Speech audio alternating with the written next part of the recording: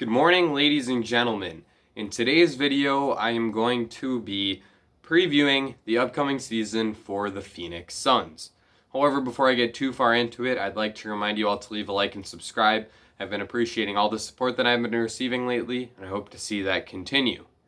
Without further ado, let's get into the video. Now, with the Suns, before I can really begin to preview the upcoming season for them, I think that it's important that we review and reflect upon the past transactions that the Suns made in the recently concluded offseason. For the Suns, it started off with them making their biggest move of the offseason right off the bat when they traded Ricky Rubio, Kelly Oubre, Ty Jerome, Jalen Lecque, and a future first-round pick for Chris Paul. I think that this was an okay move for the Suns. I didn't love it as much as some people just because I don't think that Chris Paul is going to be a guy that can help them long term. And I think that giving up a future first round pick for him maybe wasn't my favorite. But he is going to help them contend this year. He's going to make them a playoff contender at the very least. And he's going to help to bring a culture that is really difficult to duplicate. It's important to set a good team culture, as we've seen with teams like Miami and Denver in the past. Bringing on veterans to help your young team reach their ceiling is really important due to the extra amount of high standards that those veterans hold the young players to. So for those reasons, I think that this was a pretty solid move for the Suns. I just would have liked for it to have been someone that can have perhaps a longer term impact than a very old Chris Paul. In the draft, they selected Jalen Smith with the 10th pick. If you are familiar with these videos and you've heard me talk about the Suns before, you probably know that I didn't like this pick very much. We'll get into it a bit more later, and when I talk a bit more about Jalen Smith and what my expectations are for him in this upcoming season.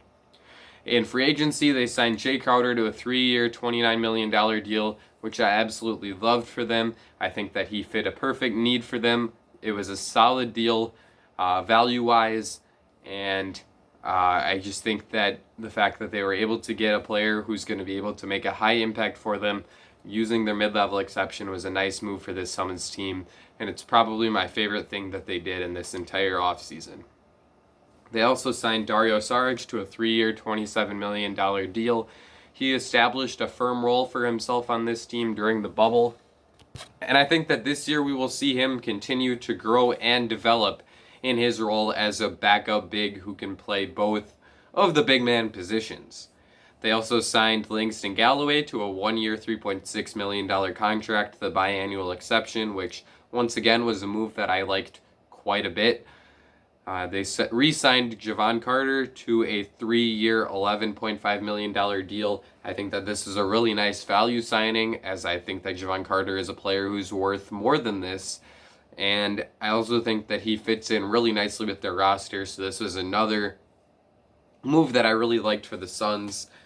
They signed E'Twaun Moore to a 1-year minimum contract, and they also signed Damian Jones to a 1-year minimum. So that really rounds out the off-season transactions for the Suns, and after outlining those, I think that we are ready to preview the upcoming season for this team. Now, when I do this exercise, I like to go through every player, lay out my expectations for that player as an individual, and then at the end, I take the combination of all of those player expectations and I combine them to make a prediction for what this team's ceiling and floor could be for the upcoming season. As usual, we will start by talking about the players that man the point guard position for the Suns. And who else could you start with besides the point guard himself? Chris Paul. Paul has played the point guard at a very high level for the past 15 seasons in the NBA. In the past couple of years, we've seen his three-point shooting volume have an uptick, and he's also shot it at a higher efficiency level from deep. His playmaking has gone down in each of the past 6 seasons, and that might be a bit of a frightening sign, but he still is a high-level passer at the NBA level. so I wouldn't be too scared of that declining assist percentage. On the defensive end, he's not as good as he once was. He's not the menace guarding players at the point of attack that we saw from Chris Paul in his prime, but he still can defend the position at a high level, and he does a really nice job of doing the little things like fighting over screens and hustling in transition. You don't see that all that often from players of his standing in the league who are at his age, but Chris Paul is always competing at a high level, and like I said before, that helps bring that cultural impact that we all know that he has, and it certainly showed in Oklahoma City.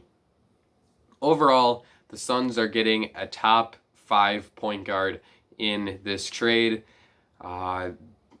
Someone who can both create shots for himself as well as for teammates and really plays well on the defensive side of the floor. At the backup point guard position, I think that Jevon Carter is probably going to get more minutes than Cam Payne, so we'll talk about him first.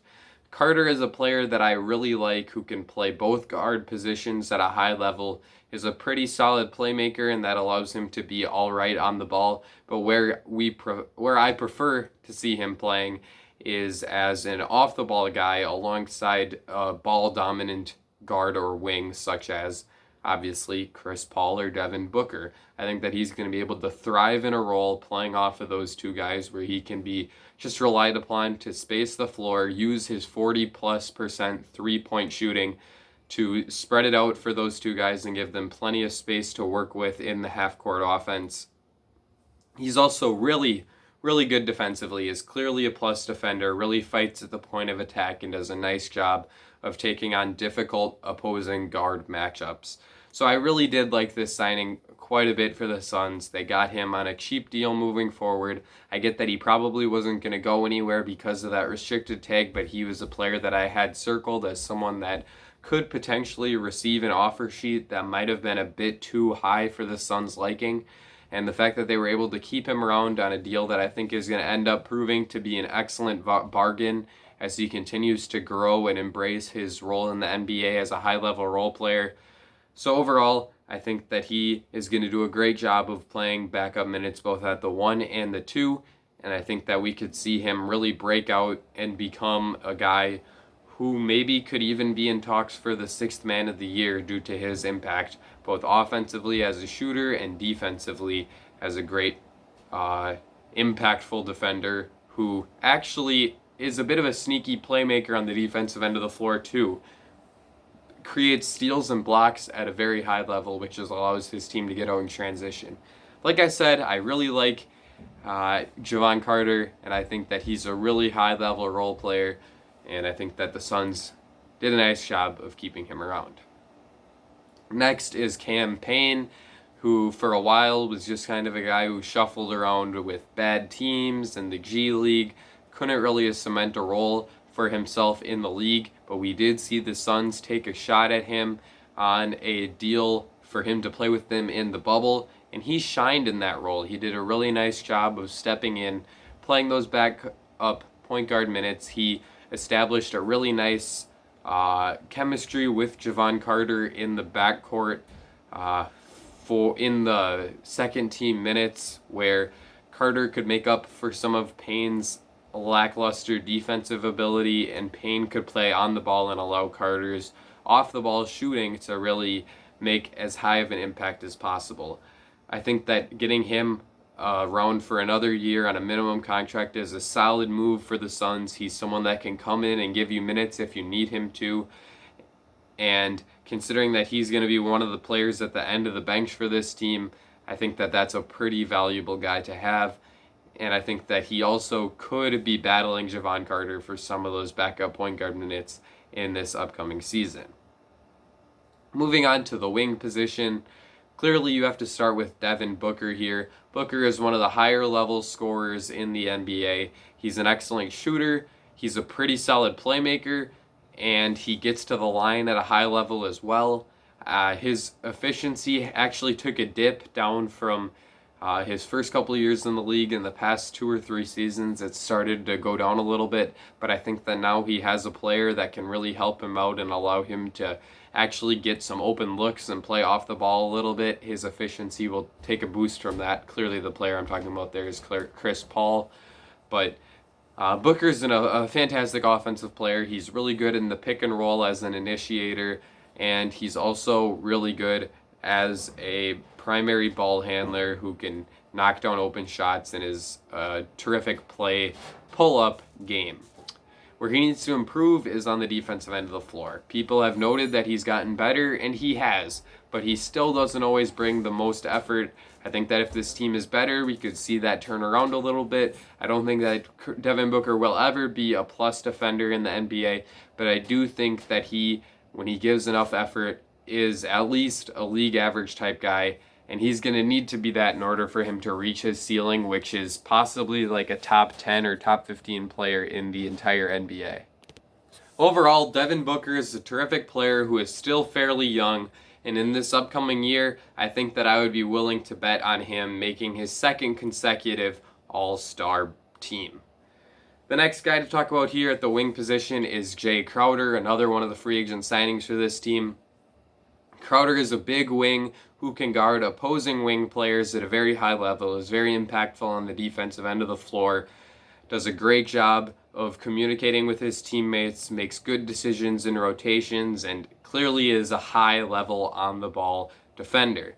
On the offensive end, he mostly just stays out of the way. He doesn't do much shot creation stuff.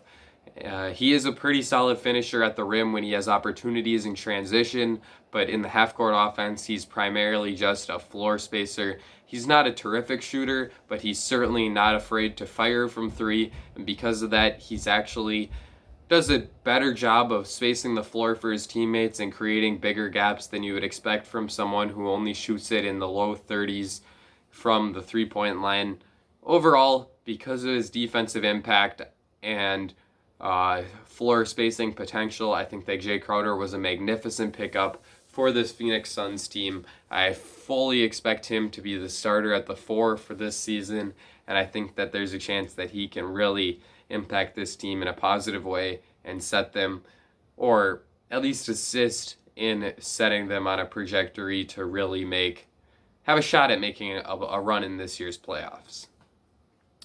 The next guy here is Mikal Bridges. Bridges is one of the higher level rookie scale defensive players in the entirety of the NBA at this point. He's a terrific on-ball defender, does an excellent job of moving his feet, does a great job keeping guys in front of him, uses his plus wingspan and length in order to create havoc. He's an excellent defensive playmaker, does a great job of sticking his hands in passing lanes and creating steals. He also blocks shots at a really high level for a wing player. He's terrific on the defensive end of the floor. Where he still needs to improve a little bit is on the offensive side. He's become like a league average shooter, but he has pretty good shooting form, and I tend to believe that he has a chance to really continue to improve that jump shot and get it to a point where he's a really, really high level 3-and-D wing player. I don't necessarily buy him becoming much more than that. I think that he has just enough skill as an on-the-ball player who can put the ball on the floor a little bit and maybe make a play for his teammates. He also can attack closeouts a little bit. I have just enough belief in him to do that, to become a really high-level role player type guy. I don't necessarily think that he has any sort of all-star potential, but I do think that because of the defensive mastery that he's shown so early in his career, as well as an ability to eventually become a really solid floor spacer, Mikal Bridges is certainly a keeper for this Phoenix Suns team and a really important part of their young core moving forward. The next guy here is Cam Johnson. Johnson is a really high-level shooter, does a great job of shooting it off of pin downs and dribble handoffs, can shoot it on the run, can shoot it off the bounce, can shoot it off the catch. He can do it all if it involves shooting. Shot at 39% from the three-point line last season. Coming off of the bench primarily, he can play both of the forward spots at the 3 and the 4. I think as he continues to add on to his slender frame, he's going to develop defensively. Once again, this is a guy that has a chance to be a super good complementary player to a star, which this team has in Devin Booker and Chris Paul.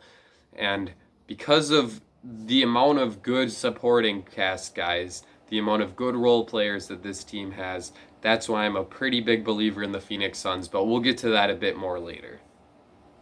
The next guy to talk about here is E'Twaun Moore. Moore was one of the better players available on a league minimum contract, in my opinion, and the Suns did a nice job of locking him in. He's about average defensively, isn't too special on that end of the floor, and on offense, he really can't create shots for himself or for others, but he is a high-level shooter, and having a player who can come off the bench, space the floor for your better players, and really just be a threat as a shooter is a good guy to have. And E'Twaun Moore certainly isn't a liability in the other aspects of his game, and I think that is at least going to give him a chance to compete for rotation minutes at the wing positions in this upcoming season for the Suns.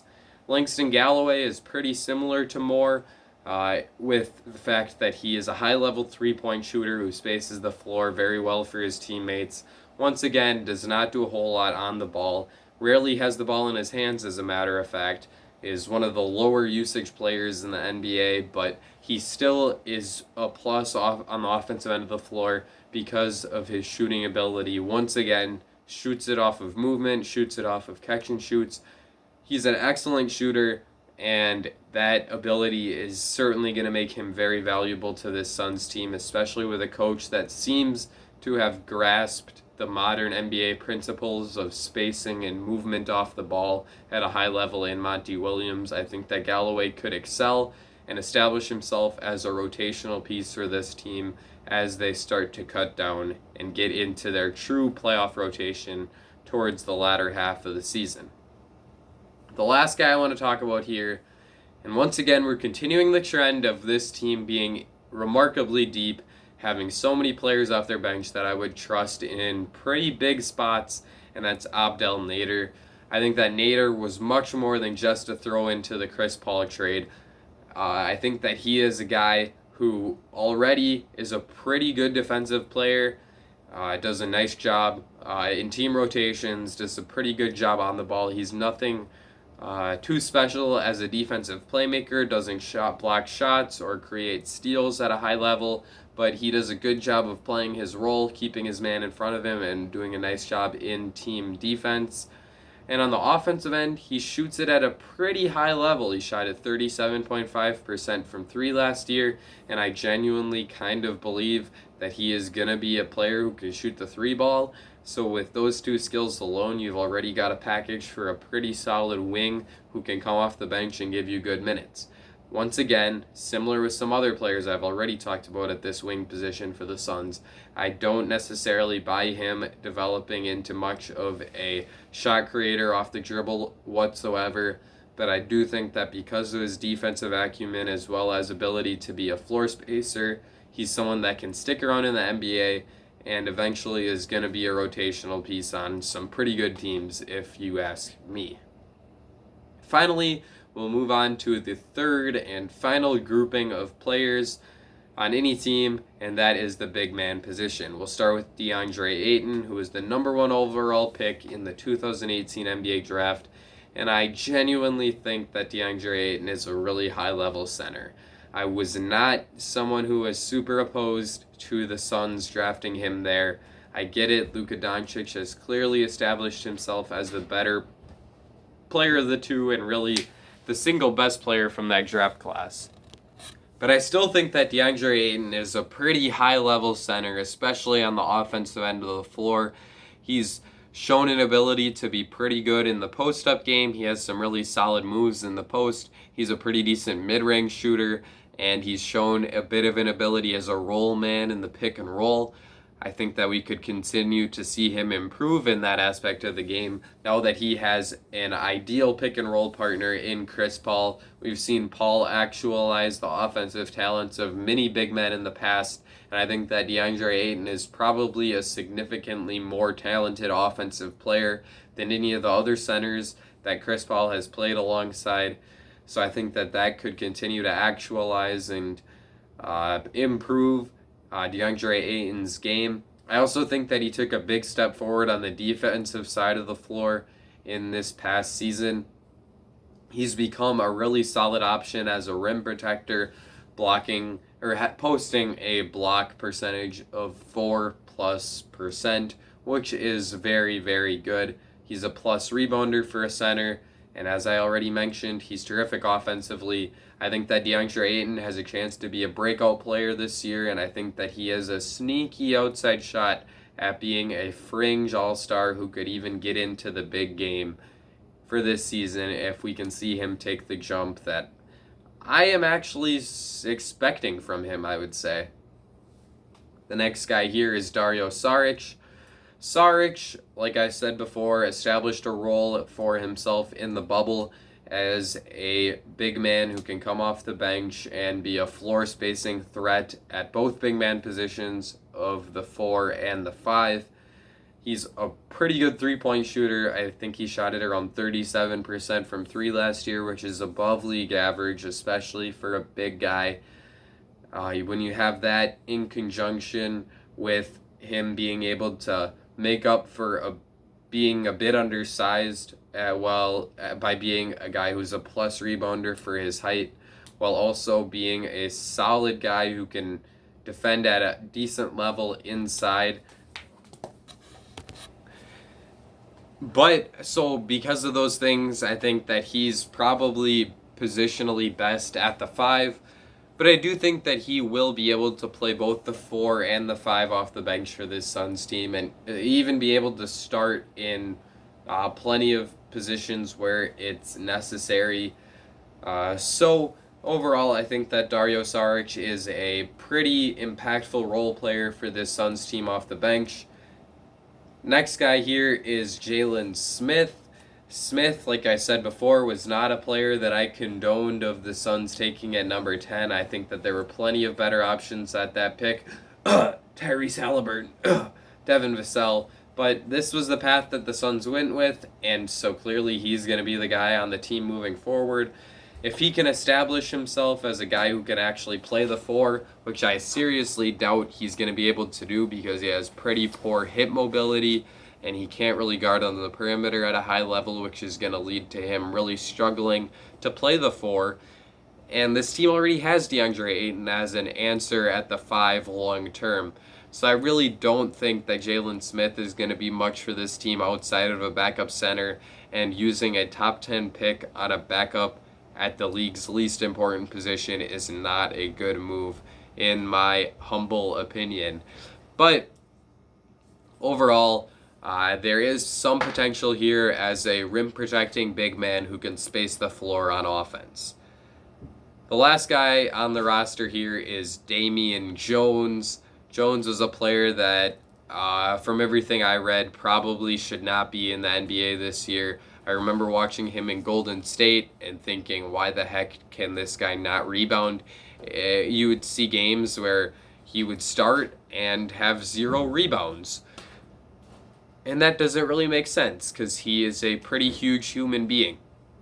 So that's certainly a warning sign. I don't think that he's particularly good defensively, and he's pretty slow, so he can't guard on the perimeter. Inside, he's an okay rim protector, but certainly nothing to write home about.